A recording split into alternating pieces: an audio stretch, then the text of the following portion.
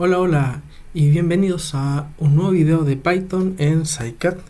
Esta vez vamos a estar revisando los conceptos de los ciclos for y los ciclos while y la estructura lógica if.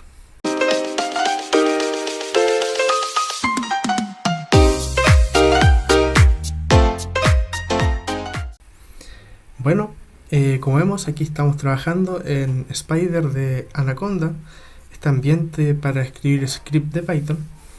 Y antes que nada, antes de presentarle el ciclo for, vamos a trabajar con una función bastante importante justamente para estos ciclos, que es la función range.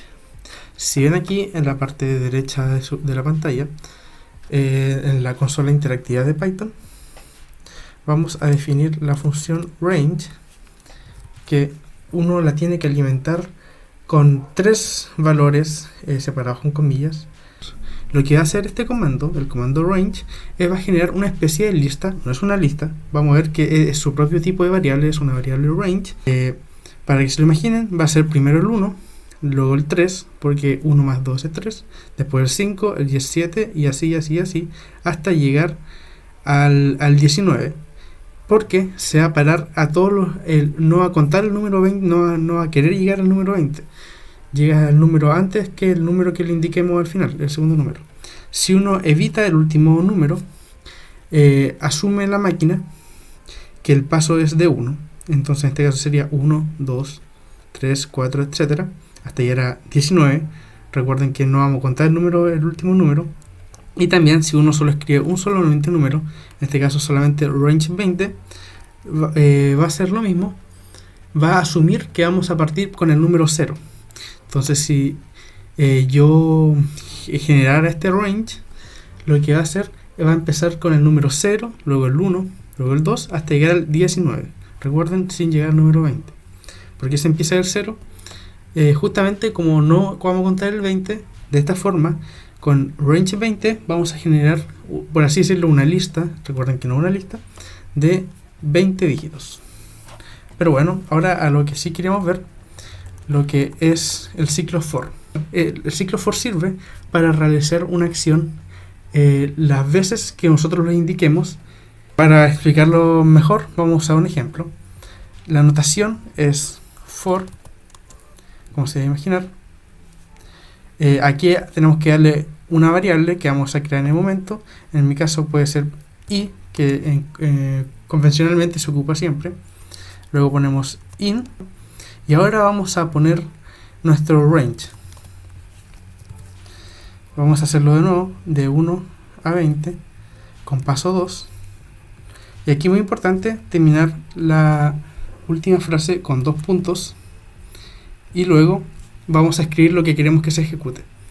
Este ambiente de Spider crea automáticamente un espacio en la siguiente línea, luego escribir los 2 puntos. Pero si ustedes no están trabajando con un ambiente así o su ambiente no lo hace, esto corresponde al espacio entre un tabular, entre el comienzo de la línea. Esto es muy importante porque Python sí reconoce los espacios. Tienen que tenerlo muy en cuenta. Muchas veces los programas no funcionan por problemas de espacios. Bueno, lo que les decía, este ciclo lo que va a hacer es que la variable i va a recorrer, por así decirlo, todos los valores de nuestra, entre comillas, lista o nuestro range que tenemos acá. Para dejarlo aún más claro, lo que le vamos a pedir simplemente a este ciclo es que imprima el valor de i. Y ahora, espero que les quede claro, ejecutamos el programa y como ven en la consola, lo que hace es ejecutar todos los valores que va a tomar i. Como ven, i toma el primer valor de nuestro range, que es 1. Luego el siguiente que es 3, como les había contado antes, y así hasta llegar al 19. Entonces esto es lo que es el corazón de nuestro ciclo for. Es una variable que va a tomar los valores que nosotros le indiquemos en una lista o en un range en este caso. ¿Por qué en una lista también? Porque este ciclo también sirve lo mismo, pero en vez de dándole un range, podemos darle una lista. Por ejemplo, vamos a crear una lista con frases o palabras Por ejemplo, hola. Vamos a escribir gato. Vamos a escribir Python. Y así lo que uno quiera. Chao.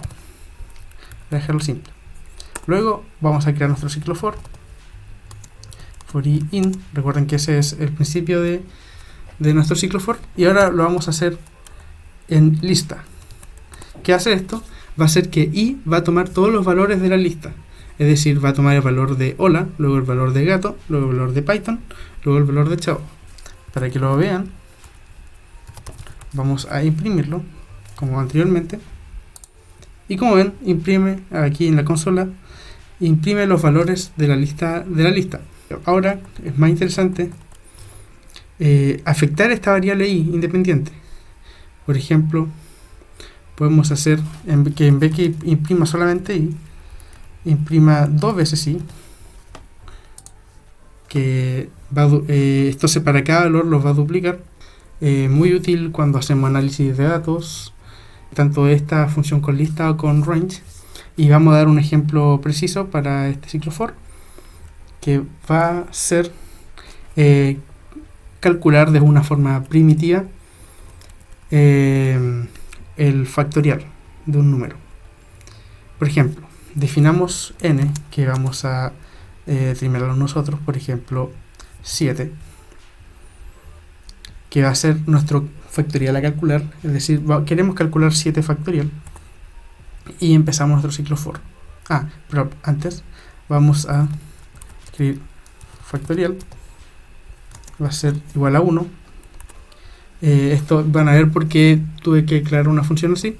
Entonces lo que vamos a hacer es for i en un range, que en este caso va a empezar en el número n, es decir, va a empezar en 7.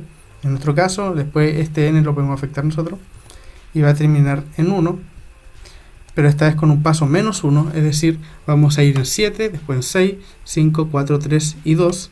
Y bueno, para calcular el factorial, lo único que tenemos que hacer es multiplicar nuestro factorial por sí mismo por i. ¿Qué va a hacer esto? Que nuestro factorial, que al principio vale 1, luego va a valer 1 por 7, es decir, va a tomar el valor de 7. Luego, en el siguiente ciclo del ciclo for, i ya no va a valer 7, y va a valer 6, y después luego va a valer 5 y 4, y cada vez se va a multiplicar consigo mismo. Y al final de este programa, saliendo del ciclo for, vamos a pedirle que nos imprima nuestro resultado de factorial. Y como ven, calculó 5040, que debería ser 7 factorial. Y ahora podemos afectar nuestro número, nuestro n, por ejemplo 5 factorial, que es 120. Y así, y así, y así. Esta es la forma más primitiva de calcular un factorial con Python. Hay maneras mucho más elegantes, pero esta es la manera más simple y más fácil de explicar. Como dato, cuando uno repetidamente quiere afectar una variable, es muy común en la computación, tan común que uno podría no escribir factorial igual a factorial por i, simplemente pone por igual i, y lo va a interpretar de la misma manera. Esto es bastante importante, ya que se ocupa en muchos programas, lo de afectar una variable una y otra vez con el ciclo for. Bueno, ahora vamos a analizar el ciclo while. El ciclo while es un ciclo que se va a ejecutar mientras se cumpla una condición que nosotros le vamos a dar. Esa condición tiene que ser expresada como un booleano. Si no se acuerdan lo que es un booleano, por favor recuerden, revisan el post anterior o los videos anteriores donde se explican los tipos de variables. Y entonces ese ciclo se va a repetir mientras una condición se cumple, y puede que nunca pare si no le decimos que pare, si es que nunca se va a cumplir esa condición. Entonces tenemos que estar claros que esa condición tiene que cumplirse en algún momento, si no vamos a cometer un error en nuestro programa. ¿Cuál es la notación del ciclo while? Simplemente while aquí va a ir nuestro booleano. Lo voy a escribir así antes de dar un ejemplo. Booleano. Y luego dos puntos y el espacio luego en las otras líneas, como para el ciclo for. ¿Para qué sirve este ciclo while? Por ejemplo, para determinar si un número es primo o no, de una manera muy primitiva y con fuerza bruta. Espera, Bob Esponja, no somos cavernícolas, tenemos tecnología. Pero para que entiendan el concepto del ciclo while, les voy a mostrar este ejemplo para determinar si un número es primo o no. Bueno, vamos a empezar con nuestro número primo, que puede ser, por ejemplo, 247. Luego vamos a tener nuestra variable b, que va a empezar en 2. Y lo que le vamos a pedir a nuestro ciclo while es que mientras n porcentaje b sea... ¿Qué dice aquí? Aquí dice que mientras n porcentaje b, ¿qué significa esto? N porcentaje b, si no se acuerdan, de las funciones es el resto de la división euclidiana, es decir, la división entera entre n y b. Es decir, ¿cuál es el resto? Cuando uno hace una división entera, es decir, sin decimales, entre n, que en este caso es 247, y primeramente 2, esto nos va a dar, como n247 no es un número par, nos va a dar resto 1. Entonces, este resultado debería ser al principio 1, y mientras esto sea diferente a 0, es decir, mientras esta división no sea entera, no sea exacta, mientras el resto no sea 0, vamos a ejecutar lo siguiente. Vamos a decir que b va a tomar el valor de b más 1. ¿Se acuerdan lo que expliqué anteriormente? Que uno, en vez de escribir eso, en vez de escribir b es igual a b más 1, también puede abreviarlo a más igual 1. Y luego, al finalizar este ciclo, quiero que me imprima el valor de b, que si en caso que fuera igual a n, significaría que n sería primo, y si fuera distinto, tendríamos un factor de n. Ejecutémoslo con 247, vamos a encontrar que es factor de 13, es decir, 247 no es un número primo. Pero ahora, si uno lo hiciera con, por ejemplo, 23, que uno sabe que es un número primo, va a encontrar que b es igual a 23, y es decir, 23 es número primo. Esta es una de las aplicaciones del ciclo for, una forma primitiva, un poco bruta, de saber si un número es primo. Hay formas mucho más eficientes, pero bueno, para que traten, ojalá hayan entendido cómo funciona el ciclo while. Es un ciclo que se va a ejecutar mientras se cumpla la condición que el uno nos está dando. Y ahora, para finalizar, vamos a ver la estructura lógica if, que también es muy importante y muy usada en las ciencias, en la computación, para ciencias, para análisis de datos y para todo lo que tenga que ver con esto. Y lo que hace es ejecutarse solamente si se cumple una acción. Y a diferencia del ciclo while, se ejecuta solamente una vez. Incluso podemos decirle que ejecute otra cosa si es que no se ejecuta nuestra estructura principal. Para que quede más claro, vamos a dar un ejemplo muy sencillo para determinar si un número es par o no es par, que puede ser un poco obvio, pero en realidad sí tiene algunas aplicaciones en algunos programas que tal vez veamos en el futuro. Entonces, como siempre, vamos a partir con nuestro número a analizar, que en este caso puede ser 15, que sabemos que no es par, y nuestro ciclo if funciona así. Uno escribe if, ven que está en morado, significa que es un comando de Python. Vamos a decir si n, la división euclidiana entre n y 2 es igual a 0. Vamos a decirle que diga, vamos a decir el programa que diga que n es un número par. Y cuando no se va a cumplir esto, nosotros lo que tenemos que hacer es utilizar la estructura else. Else, ¿qué significa? Es como contrariamente. O para nuestro efecto significa eso.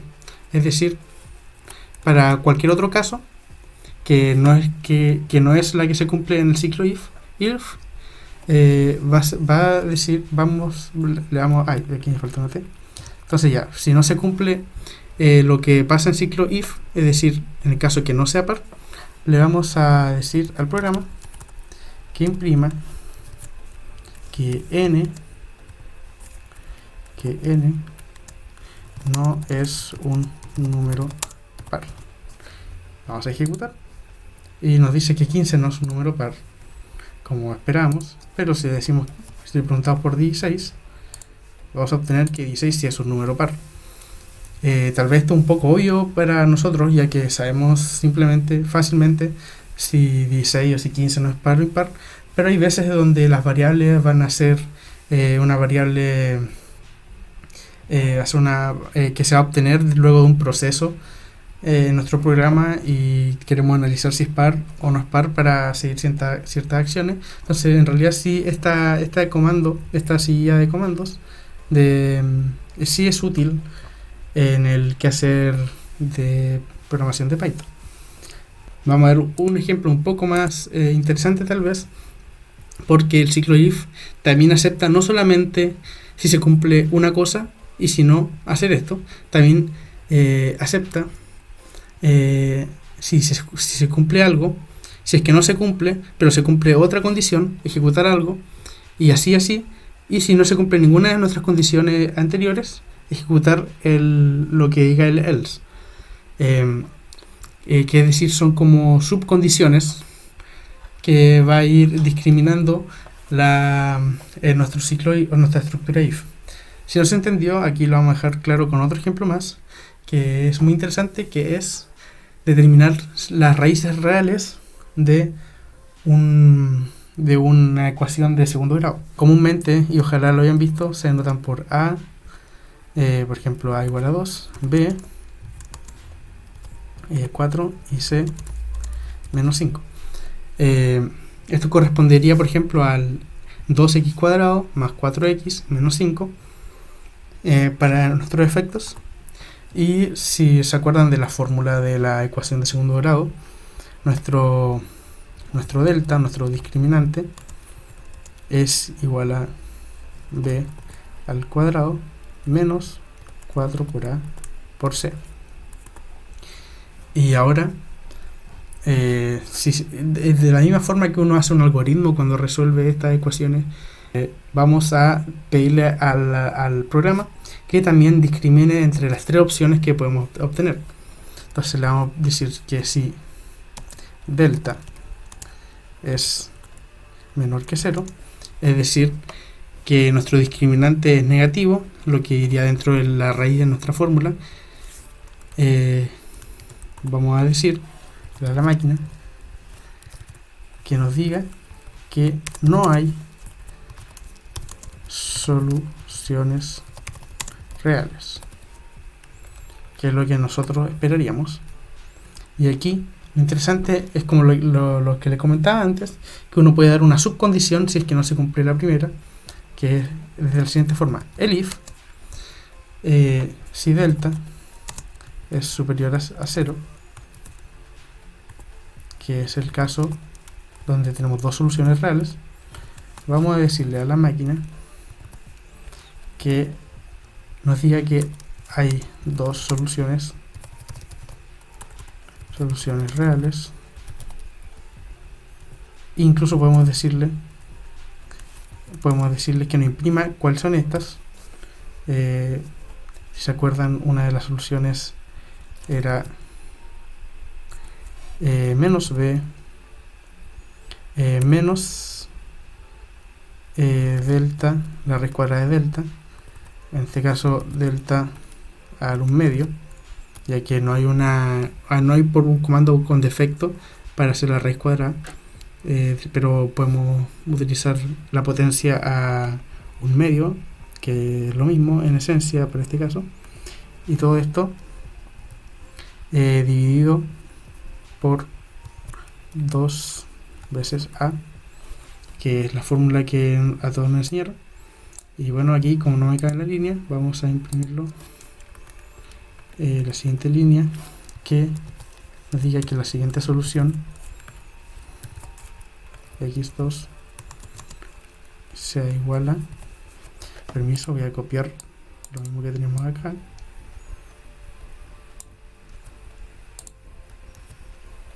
pero ahora con un más. Ojalá se entienda lo que estoy haciendo. Son es la fórmula de la ecuación de segundo de grado para resolver una ecuación de segundo grado. Las paréntesis, espero que estén bien, sí, creo que sí. Y bueno, en el tercer caso, podemos también, el tercer caso es decir cuando delta sea igual a 0, porque un valor puede ser menor a 0, mayor a 0, o en este caso, o en el tercer caso igual a 0. Vamos a decirle que nos diga, que la máquina imprima, que hay una solución real x igual a x minúscula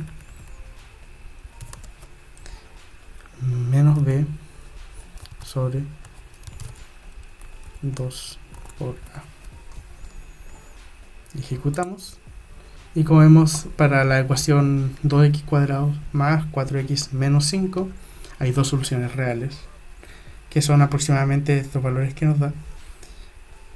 Por ejemplo, si uno quisiera hacer solamente la 2x cuadrado más 4x, perdón, no puse el valor igual a 0, nos dice que hay dos soluciones reales, menos 2 y 0, y así uno puede ir jugando con los valores para obtener nuestras raíces, y si es que no hay raíces, que nos diga que no hay raíces, no hay soluciones reales. Y bueno, esto sería el video de hoy. Ojalá les haya ayudado, que hayan entendido. Si les queda alguna duda, por favor contáctenos en nuestras redes sociales, sobre todo en nuestro Discord. Estamos para ustedes, ojalá se encuentren bien y nos vemos en otra ocasión. Chao.